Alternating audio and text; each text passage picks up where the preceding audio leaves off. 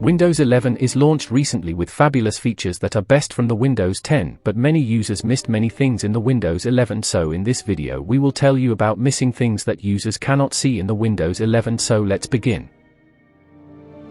Windows 11 is the best operating system that is come by the Microsoft company. Microsoft have recently launched its release notes that are very amazing. Also, many people are trying to install it in their computer for free, but the final release of the Windows 11 is come on 2022 and they download its leaked version, and this is a big mistake. They do because Windows 11 have system requirements that is very important before installing Windows 11.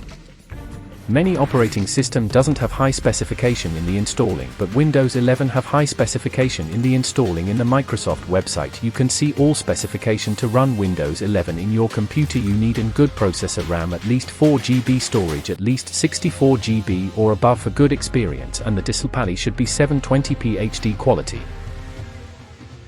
Also, to check your computer to be compatible with the Windows 11, so Microsoft has given a software in their main website. You need to simply download it and run it. Many users get this message that tells you to enable secure boot system in your computer. If you did not enable secure boot system, so you cannot run Windows 11 in your computer.